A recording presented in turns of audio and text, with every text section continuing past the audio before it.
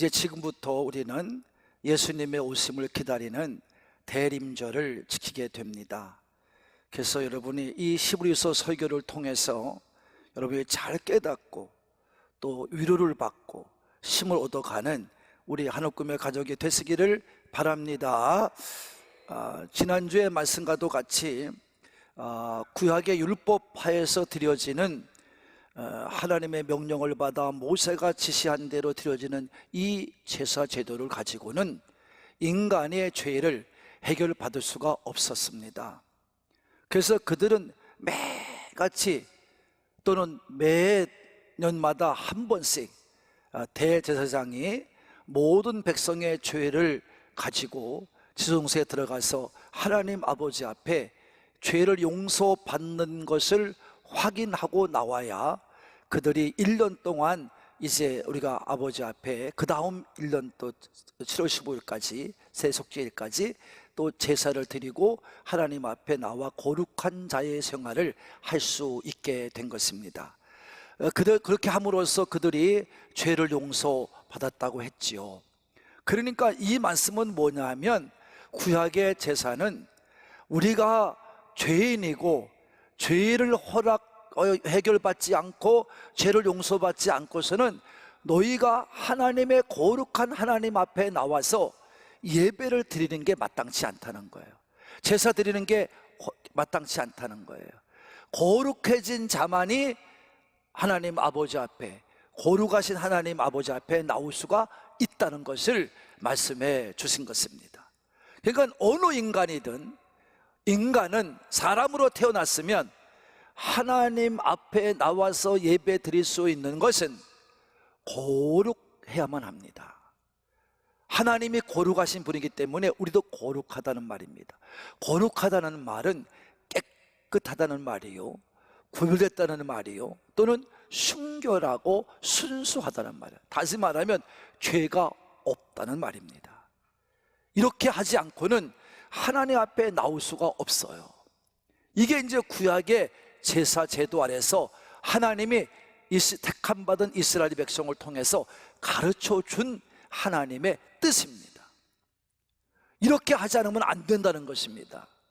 이것이 이제 하나님의 뜻이기 때문에 하나님은 그래서 이제 이스라엘 백성과도 같이 그들이 택함 받은 이스라엘 백성이야 자기들끼리 모여서 이제 제사를 드리고 또 죄 용서도 받을 수 있지만, 그러나 하나님은 이스라엘 백성을 택하실 때부터 온 인류를 마음에 두고 계셨거든요. 그래서 이스라엘을 통해서 모든 민족이 복을 받는다고 말씀하신 거예요. 그러니까 하나님의 복을 받고 하나님 앞에 살 수 있는 것은 바로 뭐냐? 단 하나, 어떻게 하든지 죄 용서를 받아야 됩니다. 그래서 이스라엘 백성을 통해 가르쳐 준 거고, 그 죄 용서를 받지 않고는 안 된다 하는 것입니다. 그래서 아버지 앞에 나올 수가 없다는 것입니다. 그래서 구약과도 같이 매년마다 1년씩 하고 그런 거 가지고는 하나님도 기뻐하지 않았고 원하는 제사도 안 해요.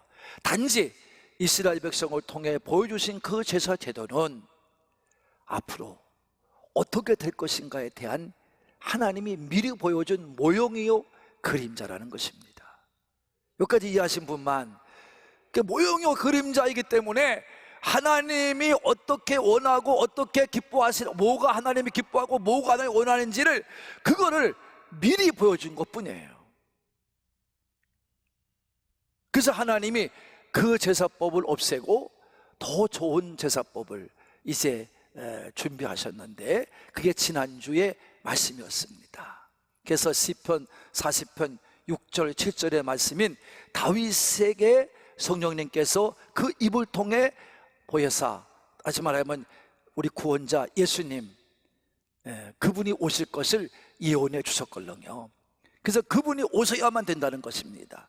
그래서 그걸 준비하셨다는 겁니다. 그래서 오늘 8절 9절이 그 말씀입니다. 다 읽겠습니다. 8절과 9절입니다. 시작. 위에 말씀하시기를 주께서는 제사와 예물과 번제와 속죄제는 원하지도 아니하고 기뻐하지도 아니하신다 하셨고, 이는 다 율법을 따라 드리는 것이라. 제가 지금 설명한 거예요. 그러니까 예수님, 하나님께서는 그걸 원치 않았어요. 그렇지만 다음 세대, 이제 모든 백성들이, 이 세상 하나님의 창조받은 인류들이 분명하게 알아야 되기 때문에 택함받은 이스라엘 백성을 통해서 그렇게 보여줬다는 것입니다. 그래서 하나님 앞에 나와 제사를 드릴 때 예물을 가지고 와서 번제, 속죄제, 화목제라는 그 제사를 드림으로 말미암아 하나님 앞에 우리가 깨끗함을 받을 수 있다는 것입니다. 그러니까 하나님은 그거를 원치도 않고 기뻐하지도 않으셨어요. 율법하에 드려지는 것을 원대로 하는 게 아니에요. 그걸 진짜로 하는 게 아니에요. 진짜는 다음에 있다는 겁니다. 이거를 8절에서 말씀해 주고 있는 것입니다. 그래서 9절 갑니다. 내가 하나님의 뜻을 행하려 왔나이다 하셨으니 그 첫째 것을 폐하시면 둘째 것을 세우려 하십니다. 믿으시면 그런 거예요. 그래서 오늘 히브리 저자는 이렇게 말하는 거예요. 그 후에 말씀하셨다는 얘기는 예수님께서 오신 것을 말씀하는 거예요. 그래서 몸을 입고 오셨다는 거죠. 그래서 다윗의 입을 통해서 이제 제사를 드리는 거 가지고는 안 된다, 내가 좋은 일을 준비해서 그에게 이제 우리 모든 인류에게 줄 것이다, 보여줄 것이다, 이것이 기뻐하는 제사고 이것이 원하는 제사다 라고 말씀하신 그것을 이제 분명히 알려주었다는 겁니다. 그래서 그 후에 그렇게 제사제가 잘못된다는 것을 말씀하신 후에 예수님 이 땅에 보내마셨다는 것입니다. 하나님 약속대로 예수님이 오셨다는 것입니다. 그래서 예수님은 내가 하나님의 뜻을 행하려고 왔나이다 하셨다는 겁니다. 예수님은 하나님의 뜻을 따라 이 땅에 오셨다는 것입니다. 하나님의 뜻대로 오신 겁니다.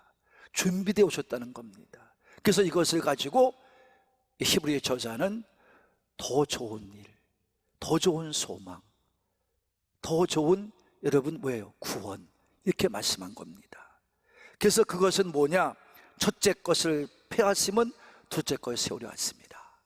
그래서 이스라엘 백성을 통해 세워진 제사 제도를 폐하시는 것은, 없이 하는 것은 둘째 것이 진짜임을 말씀해 준 거다. 둘째임을, 참된 것임을 말씀해 주신 거다. 할렐루야. 그래서 이것은 헐고 폐하고 새 것을 세우려 하십니다. 이렇게 말씀해 주신 줄로 믿습니다. 그래서 첫째 것, 옛 것 똑같은 말입니다. 여러분, 구약의 제사 똑같은 말입니다. 둘째 것, 새 것, 그 다음에 이것은 예수님의 제사, 이건 똑같은 얘기입니다. 이것은 여러분이 오해하지 않았으면 되는 것입니다. 그래서 왜 그러면 히브리 저자는 첫째 것, 옛 것 이렇게 말하고 있는가? 다르기 때문이죠. 첫째 것 제사는 간접적인 거예요. 간접적인 거예요.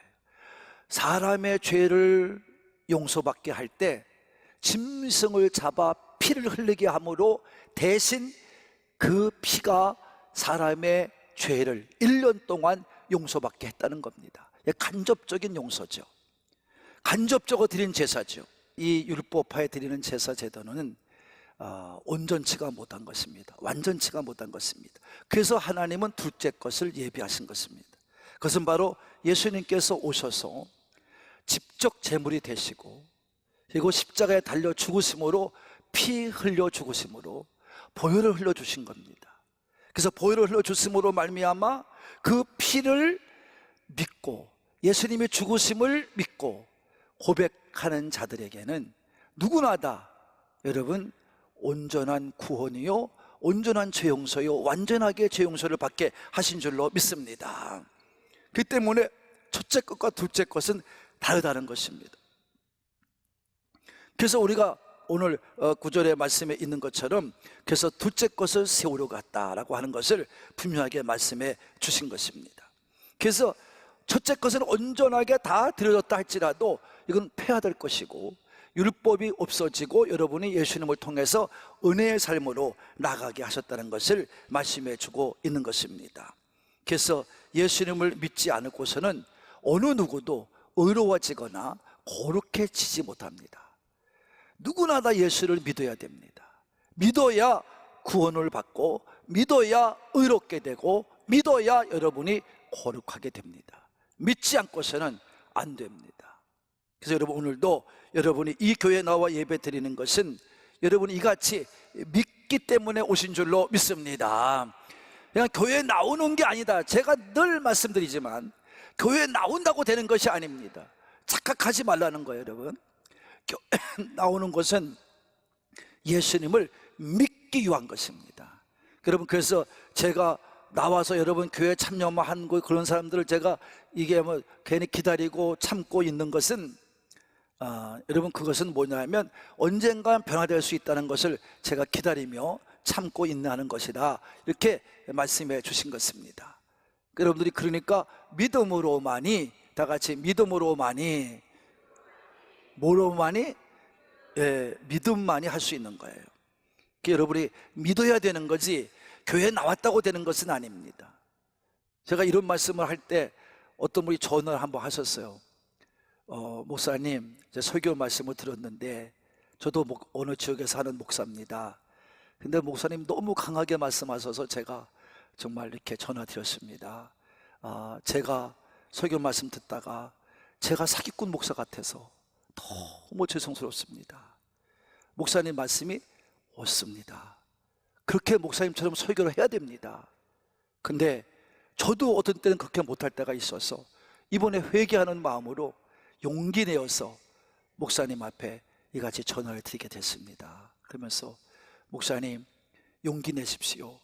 목사님 같은 분이 한국교회에 있어서 행복합니다. 그러면서 저한테 오히려 위로를 해주시더라고요. 난 너무나 그 목사님이 용기를 내신 것 같아요. 그렇죠, 여러분. 사기꾼 목사가 되면 안 되잖아요. 거짓말 목사가 되면 안 되잖아요. 교회 나오면 된다는 말은 여러분, 이건 안 맞는 말이에요. 물론 믿음이 있어서 교회 나옵니다 이렇게 말하는 사람이 있을지 모르지만 너 믿지도 않고 교회 나온 사람이 수두룩합니다. 저는 한국교회의 80, 90% 거기에 해당된다고 봅니다. 10%나 될는지 모르겠어요. 여러분이 오늘도 정말 예수님을 통해서 온전한 믿음의 삶을 통해 옛날같이 드리는 제사가 아니라 온전한 믿음이 되어 하나님께 드리는 예배자가 되기를 바라는 분들만 그렇게 된 겁니다. 10절 11절을 읽습니다. 거룩함을 얻었노라. 11절, 제사장마다 매일 서서 섬기며 자주 같은 제사를 드리되 이 제사는 언제나 죄를 없이 하지 못하였다. 또 설명하잖아요. 여러분, 이해할 때까지 들으라는 겁니다. 이 15서 저자가 맞아요. 이해할 때까지 들어야 됩니다. 제사장들은 제사를 드릴 때마다 모두가 그 자리에 서서 일어나서 드렸어요. 앉으면 안 됩니다. 제사장들은 앉으면 안 돼요. 그러니까 지금도 우리 유대인들 중에는, 온전한 유대인들은 예배를 드리러 와서 앉아서 예배 드립니다. 거기도. 그런데 반드시 말씀을 읽을 적에는 모두가 일어나서 성경 말씀을 이제 서서 정성을 다해 이제 감사하는 마음으로 성경 말씀을 같이 읽지요. 그게 이제 그들의 모습입니다. 하나님 앞에는 겸손해야 되고 하나님 앞에는 경외의 심을 가져야 된다는 것입니다. 그러니까 여러분이 그 뜻을 따라서 이제 옛날에 구약 성서에 제사 제도를 드린 제사장들이나 대제사장은 그렇게 제사를 집례할 때마다 서서 제사를 집례했던 것입니다. 그렇지만 그렇게 했다 할지라도 죄를 사해주지는 못했다, 이 말이에요. 죄 용서는 갖지 못했다. 여러분, 그건 모형이다, 그림자다, 이런 말이에요. 그런 죄를 있게끔 기억하게 할 뿐입니다. 너는 죄인이다, 누구나 죄인이다, 이거를 기억하게 하는 것뿐이지 구약의 제사는 죄를 용서받지는 못했다는 겁니다. 똑같습니다. 여러분이 교회만 나온다고 죄 용서받는 거 아니다, 이런 말이에요. 여러분이 와서 내가 예수를 믿습니다 고백하고 여러분이 예수님과도 같이 이 땅에 살아가면서 여러분 나는 죽었습니다 하고 고백하며 살아가지 않으면 안 됩니다. 저도 목사로서 수많은 유혹이 옵니다. 그러나 영적으로 아닌 것은 아닌 거예요. 전 단호합니다. 그래서 아닌 것은 아니라고 저는 그냥 그 자리에서 말합니다. 여러분도 믿음을 가지고 마지막에 여러분 모두가 죽걸렁요, 죽을 때는 아무것도 아니야. 우리 인생이 죽음으로 끝나는 거예요. 그래서 여러분, 그 제사 가지고는 안 된다, 그것처럼 살면 안 된다. 오늘 여기 나온 우리 예배자, 우리 산부의 가족들은 진정으로 예수를 믿는 믿음자가 되기를 바랍니다. 그래서 하나님의 뜻을 따라 예수님께서 이 땅에 오셔서 단번 했어요. 뭐라고요? 단번. 이건 단 한 번이란 말입니다. 단 한 번의 죽으심으로 말미암아 우리의 모든 죄를 용서하고 우리를 거룩하게 하신 줄로 믿습니다. 이것은 하나님의 사랑이고 예수님의 순종이고 진정한 믿음의 고백입니다. 그러니까 예수님은 하나님을 믿었고 하나님을 믿는 믿음으로 순종에 내려왔고 순종함으로 모든 죄인을 위해서 단번에 십자가에 달려 죽었던 거예요. 이 믿음이 우리 가운데 있어야 됩니다. 이런 교회는 그런 겁니다. 왜 요새 한국 교회가 이런 기적도 없고 메마른 장작가도 같이 생활합니까? 사람만 모아놓고 왜 떠들고 있습니까, 목사가? 여러분, 중요한 게 그겁니다, 여러분. 우리는 여기서 죄인 만드는 것이 아니라 죄인을 거룩한 자로 만드는 것이 어디다? 교회다. 그래서 이 교회를 우리는 예수님의 몸이라고 그러고 하나님의 집이라고 그러는 거예요. 여기 나오면 다 구별되게 살아야 됩니다. 이게 바로 하나님 말씀이 가르치는 겁니다. 여러분, 그래서 오늘도 예수님을 믿음으로 말미암아 예수님이 주저없이 하나님의 믿고 의지함으로 말미암아 자기 몸을 들여서 십자가에 죽으심으로 말미암아 순종의 대가로 우리의 죄와 우리의 모든 허물을 용서하고 씻어주고 거룩하게 만들었단 말입니다. 그래서 오늘도 이렇게 말씀하는 거예요. 그래서 우리는 예수님으로 말미암아 어떻게 됐다? 거룩하게 된 자들이다. 자, 누구로 말미암아? 누구로 말미암아? 예수님의 몸으로, 뭘로 말미암아? 죽으심으로, 십자가에 죽었으므로, 그분의 보혈을 흘림으로. 그래서 오늘도 우리는 그 십자가를 바라보고 믿음을 가지고 나가야 될 줄로 믿으시는 분만 아멘 합시다. 13절 14절입니다 오직 그리스도는 죄를 위하여 한 영원한 제사를 드리시고 하나님 우편에 앉았다. 그럼 그 예수님은 지금 어디 계신다? 하나님 우편에 계시다는 겁니다. 자, 어디 계시다? 예, 그 예수님은 사명을 다 마치시고 십자가에 죽으시고 그 보혈의 피를 흘려주시고 우리같이 인간이 되어서 죽으시고 그리고 우리가 그 죄를 보혈의 공로 의지하여 예수의 피의 공로 의지하여 예수님의 피를 믿음으로 우리는 오늘도 제사함을 받게 되는 줄로 믿습니다. 그 제사함의 제사는 어떤 제사다? 한 번 드린 영원한 제사다. 다 같이 한 번밖에 없는 영원한 제사다. 아멘. 예수님의 죽음은 두 번이 넘으면 안 돼요. 그 예수님은 한 번 십자가에 돌아가심으로 오늘 우리의 모든 죄를 용서하고 거룩하게 하신 다음에 승천하셔서 부활하시고 승천하셔서 어떻게 하나님 우편에 앉아 계시다는 겁니다. 할렐루야. 그도 그렇게 앉아만 계시느냐? 아니에요. 13절입니다 시작. 자기 원수들을 자기 발등상에 되게 하실 때까지 기다리시다니. 여러분, 우리는 예수님이 오실 때까지 원수들과 싸우는 거예요. 그 제가 아침마다 주일 아침마다 여러분 인사할 때 잘 싸우고 오셨죠? 이렇게 말씀드리는 것이 그 얘기입니다. 여러분, 우리는 누구나 이 땅을 살아갈 때 믿지 않는 사람과는 뭐 필요 없지만 믿는다면 우리는 바울의 고백과도 같이 선한 싸움, 영적 싸움을 해야 될 줄로 믿습니다. 그래서 예수님은 마침내 우리를 위해 죽으신 것 같이 모든 영적인 대적자들, 이건 마귀요 사탄이요 그리고 귀신들을 말합니다. 이것이 여러분 예수님은 반드시 있다고 말하는 거예요. 여러분의 가정을 헐고 여러분의 믿음의 생활을 방해하고 여러분에게 문제를 던져주고 병마도 던져주고 가난하게도 만들고 여러분 이런 것들이 다 귀신들의 장난이에요. 여러분들은 못 살게 하는 거예요. 이런 것들이 지금 왜 활동하게 만드느냐? 하나님의 허락하신 가운데 활동하는 겁니다.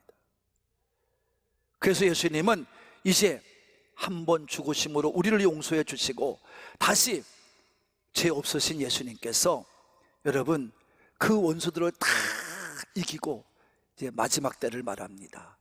그게 종말이라고 그러죠. 이 때를 여러분 준비하고 계시다가 때가 되면 반드시 오실 줄로 믿습니다. 이게 재림의 주를 오늘도 기다리는 우리를 말하는 겁니다. 네. 그래서 예수님은 다시 오실 것입니다. 다 같이 다시 오신다. 네. 이걸 우리는 기다리고 사는 거예요. 이게 만약에 이루어지지 않는다면 여러분 정말 슬픈 일이에요. 신용된 목사가 믿는 것도 가짜고, 여러분이 교회에 나와서 애쓰고 11조 드리고 감사금 드리고 각자 정한 헌금을 드린 것도 가짜고, 여러분 이게 다 거짓말이에요. 예수님이 재림하지 않는다면 다 거짓말되고 마는 거예요. 근데 무섭게도 목사님들은 이걸 안 믿고 막 말을 해버려요. 이게 문제가 되는 거예요. 여러분 재림은 반드시 이루어질 거고 그 주님이 오실 때가 세상의 종말인 줄로 믿습니다. 예수님께서 분명히 말씀했잖아요. 세상의 종말의 때가 되기 시작하면, 시작이란 말이에요. 시작. 전쟁도 있고 기근도 있고 여러분 병도 창궐하고 이게 다 그때 일어날 일이에요.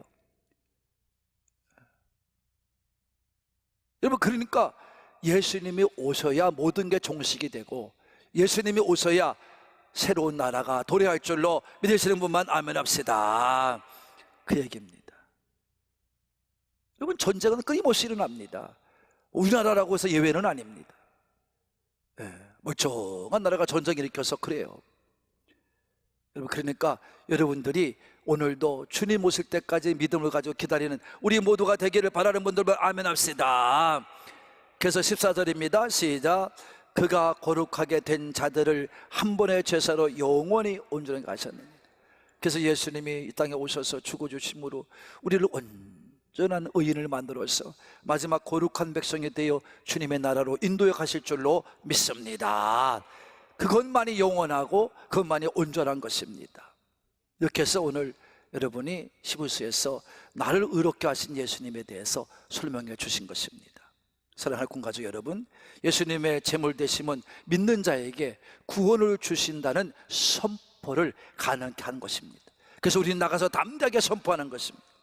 예수님의 제사로 말미암아 우리가 거룩함을 얻었다는 이 명제는 바로 그것을 의미하는 것입니다. 우리의 죄와 허물을 위해서 십자가에서 제물이 되신 예수님의 이름으로 우리가 이같이 주일이 되면 예배 모이고 수요일이 되면 예배로 모이고 새벽마다 예배로 모입니다. 이게 매일매일 똑같은 제사로 서서 드린 구약의 제사들을 통해서 가르쳐주신 하나님의 뜻입니다. 너희도 앞으로 그렇게 할 것이다 이런 말이에요. 그래서 우리도 마지막에 천국에 올라가면 평생을 거룩하다고 찬양하며 살게 될 줄로 믿으시는 분만 아멘 합시다. 그래서 예수님이 이 땅에 오셔서 나를 위해 죽어주심에 감사하며 오늘도 여러분은 예배드리러 온 줄로 믿으시는 분만, 그래서 예수님의 십자가의 보혈을 흘리시고 죽어주심으로 우리는 거룩하게 되었고 부활하심으로 인하여 영원한 소망을 잃지 않고 살게 하셨습니다. 이것이 바로 예수님을 기억하는 삶입니다. 예수님을 닮아가는 삶입니다. 그래서 이 성전에 올라와서 예수 그리스도 앞에 예배를 드리는 것입니다. 사랑하는 성도 여러분, 저는 여러분에게 부탁합니다. 예수님의 이름으로 하나님 아버지 앞에 담대하게 늘 나오시는 우리 산부의 가족이 되기를, 예배자가 되기를 진심으로 바랍니다. 주의 보혈의 공로로 거룩함을 회복하며 증거되는 말씀 앞에 순종하는 우리 산부의 예배자가 되기를 바랍니다. 다시 세상에 잃었던 거룩함을 다시 회복하는 모든 예배 자리가 되기를 바랍니다. 첫째 것, 즉 구약의 제사를 대신해 둘째 것, 예배를 세우신 예수님의 뜻을 따라 다시 오실 그날까지 예배의 승리자가 되시는 우리 산부의 가족이 되기를 바라는 분들만, 이렇게 가지고는 안 되는데 바라는 분들만 되기를 바랍니다. 이런 예배의 회복자가 우리 산부의 가족이 됐고 오늘 이 시간도 여러분 가운데 충만하게 채워주시는 은혜의 시간이 된 줄로 믿고 여러분 영원토록 예배를 소중히 여기며 가장 귀하게 여기는 하늘꿈의 가족이 되시기를 오늘도 나를 위해 죽으신 예수님의 이름으로 축복합니다.